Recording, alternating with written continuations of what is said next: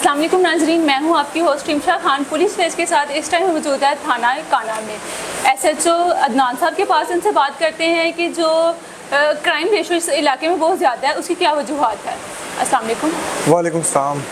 जी sir, बताइएगा कि जितना बड़ा आपका सर्कल है, क्या क्राइम रेशो भी उतनी ही ज़्यादा है इस इलाके में? जी बिस्मिल्लाहिर्रहमानिर्रहीम। असल में जो थाना काना है, इसका एरिया काफ़ी बड़ा है, क्योंकि यहाँ पे मेरे पास जुरिस्डिक्शन में 4 चौकियाँ हैं और एक पुलिस स्टेशन का भी एरिया है। क्योंकि एरिया बहुत वाइड है, फिर इसका जो क्राइम है वो भी इस हिसाब से काफ़ी वाइड है। फिर हमारे पास शहरी आबादी भी है और देहाती आबादी भी है। वो रूरल एरिया होने के वजह से जो है ना, क्राइम जो है उसकी वेव इधर ज़्यादा है कंपेरेटिवली दूसरे स्टेशन से। सर बताइए, इसको कंट्रोल किस तरह से किया जा सकता है और पुलिस इस सिलसिले में क्या काम कर रही है? इसमें 2 तरह की चीज़ें होती हैं। क्राइम कंट्रोल करने के लिए 2 तरह की स्ट्रेटजीज़ हैं। एक तो हम ऑपरेशनल करते हैं, नाके लगाते हैं और सर्विलेंस लगाते हैं, सिविल कपड़ों में भी ड्यूटी लगाते हैं, यूनिफॉर्म में भी लगाते हैं ड्यूटी, नाके भी लगाते हैं। फिर मुहाफिज भी हमारे आउट होते हैं। जो हमारे हॉटस्पॉट्स हैं, जो क्राइम पॉकेट्स हैं, हम उनको ज़्यादा जूम करते हैं कि कहाँ पर हमारी वारदात ज़्यादा हो रही है, उसको स्टडी किया जाता है और उधर फिर हम अपनी डिप्लॉयमेंट ज़्यादा करते हैं। एक तो तरीका ये है, और जो दूसरा तरीका है वो डिटेक्शन है कि कोई भी जब वारदात हो जाती है तो फिर उसको ढूंढते हैं हम, और उसके लिए फिर हम इमी ट्रैक कराते हैं, या उसके लिए हम मुखबिर और वो जो है इन्फॉर्मर्स के ज़रिए हम डाकुओं को और चोरों को ज़रा ट्रेस करके तो उनको पकड़ते हैं ताकि क्राइम नीचे आए। जी सर बताइएगा, जिस तरह से आपने कहा कि नाकाबंदी लगाते हैं, तो नाकाबंदी का क्या फ़ायदा होता है?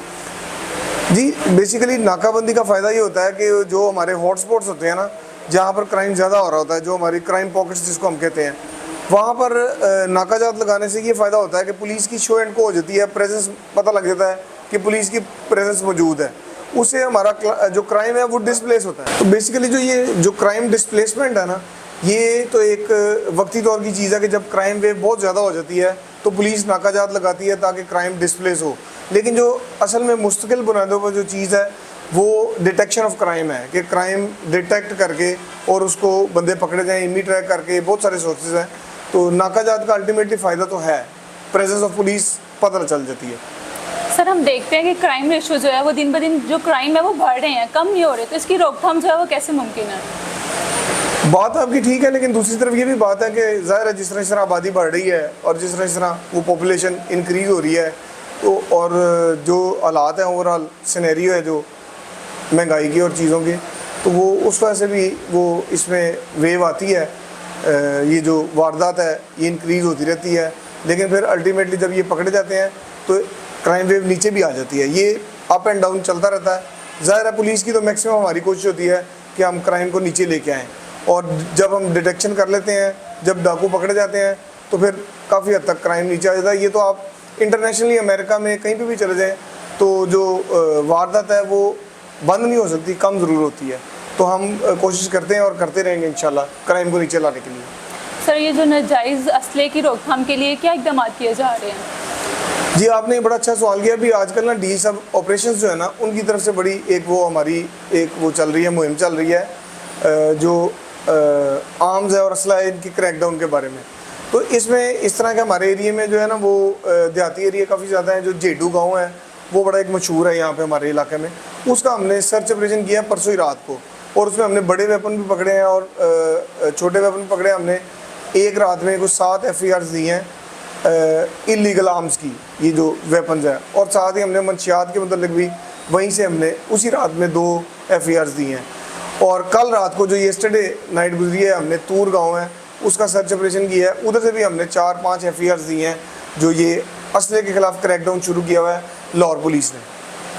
सर बताइएगा, क्या आपके इलाके में स्मगलिंग भी बहुत ज़्यादा है? क्योंकि कसूर को जो है वो ये इलाका लाहौर से मिलाता है, तो क्या इसमें स्मगलिंग भी इस इलाके में बहुत ज़्यादा है? नहीं, ऐसा स्मगलिंग की कोई हिस्ट्री तो नहीं है हमारे पास, और ऐसा कोई प्रॉपर शिकायत भी नहीं है। क्योंकि बेसिकली आपको पता है स्मगलिंग तो वहाँ पर होती है जहाँ पे कंट्री टू कंट्री मामला होता है। ये तो हमारा चूँकि लास्ट स्टेशन तो ज़रूर है, कसूर के साथ हमारी बाउंड्री लगती है, लेकिन इसमें कोई प्रॉपर स्मगलिंग की हमारे पास शिकायत नहीं है। सर जो आपके पास क्राइम केस आते हैं लड़ाई झगड़े के हवाले से, वो एक माह में कितने जो केस है वो फाइल होते हैं? इसका इस तरह ऐसा कोई अंदाज़ा नहीं किया जा सकता, क्योंकि यहाँ पे एरिया वाइड होने की वजह से आबादी काफ़ी ज़्यादा है। तकरीबन 16 लाख आबादी है। एक टेंटेटिवली देखें तो काने की 16 लाख के करीब आबादी है। तो ज़ाहिर है लोग फिर लड़ाई झगड़ा, और देहाती एरियो में लड़ाई झगड़ा जो है वो छोटी छोटी बातों पे हो जाता है। पुलिस की यही कोशिश होती है कि उन चीज़ों को कैटर किया जाए और अपना असल जो है अटेंशन जो है हम कोशिश करते हैं कि क्राइम की तरफ, चोरों डाकुओं की तरफ जो है ना वो, और मंशियात की तरफ हम लेके जाएं। क्योंकि लड़ाई झगड़े वाले जो मामला हैं हम कोशिश करते हैं कि उनको सुलह करवा दीजिए, अदरवाइज़ फिर कार्रवाई जो बनती है वो हम कर देते हैं। सर एक लास्ट क्वेश्चन आपसे ये कि जो राजधानी की वारदात है इसमें किस तरह से कमी लाई जा सकती है? देखिए, जो राजधानी की वारदात है ये रोड रॉबरीज को हम कहते हैं। इसको मैक्सिमम एक तो हम मुहाफ़िज़ हमने आउट किए हुए हैं, जो ये हमारे पुलिस के मुहाफ़िज़ आउट होते हैं ना, क्योंकि हमारा देहाती एरिया है जो वाइड एरिया है, रात के टाइम पे खुला इलाका है जिसमें खेत और गांव भी हैं।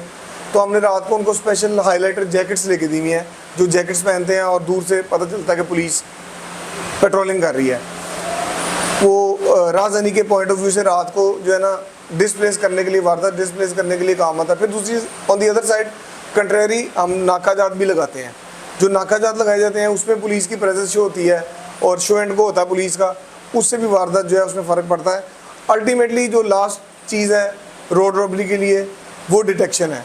वो डिटेक्शन में फिर हम मोबाइल का जो इमी ट्रैकिंग है या लोकल इन्फॉर्मर की, with the help of local informer हम डाकुओं को ट्रेस करते हैं, उनको पकड़ते हैं, गिरफ्तार करते हैं और रिमांड लेते हैं। तो फिर उसमें जो रोड रॉबरी है उसमें कमी आती है। जी अदनान साहब, आप लोगों को क्या मैसेज देना चाहेंगे कि जो डकैती की वारदात है इससे किस तरह से बचा जा सकता है? देखिए, हम simply as a whole nation हम अपनी जिम्मेदारी अदा नहीं करते हैं, सिर्फ हम पुलिस के ऊपर छोड़ दें। ज़ाहिर है पुलिस का तो काम है, वी आर डेस्टिन्ड, हम बिल्कुल इसको हमारी जिम्मेदारी हम करते भी हैं और करते भी रहेंगे। लेकिन एज अ पब्लिक कुछ हम पर जिम्मेदारियाँ हैं कि हमें भी सोचना चाहिए और हालात देख कर चलना चाहिए कि अगर कहीं सुनसान एरिया है या कोई इस तरह का मामला है, कोई कैश को कैरी करना है तो पुलिस को पहले आगाह करना चाहिए। अगर कोई ज़्यादा कैश को ट्रांसफ़र करना है तो पुलिस की हेल्प लेनी चाहिए, पुलिस को बताना चाहिए। और लापरवाही से काम लेते हैं जिसकी वजह से वारदात जो है वो हो जाती है। हमें इसके लिए पहले से चीज़ को प्लान करके चलना चाहिए। और अगर फैमिली के साथ हैं तो फिर हम रात के टाइम या उस वक्त हम उन एरियाज़ को अवॉइड करें जहाँ पर सुनसान एरिया है या जहाँ पर जो हम समझते हैं कि वारदात हो सकती है। इसको बेसिकली थोड़ा सा ज़हन का इस्तेमाल करना चाहिए। तो जी नाजरीन, इस टाइम हम मौजूद थे SHO अदनान साहब के पास। उनसे हमने जाना कि जो क्राइम रेशो दिन ब दिन बढ़ते जा रहे हैं, क्राइम्स बढ़ते जा रहे हैं, इस पर किस तरह से काबू पाया जा सकता है, किस तरह से कमी लाई जा सकती है। इसी के साथ मुझे इजाज़त दीजिएगा। अल्लाह हाफिज़।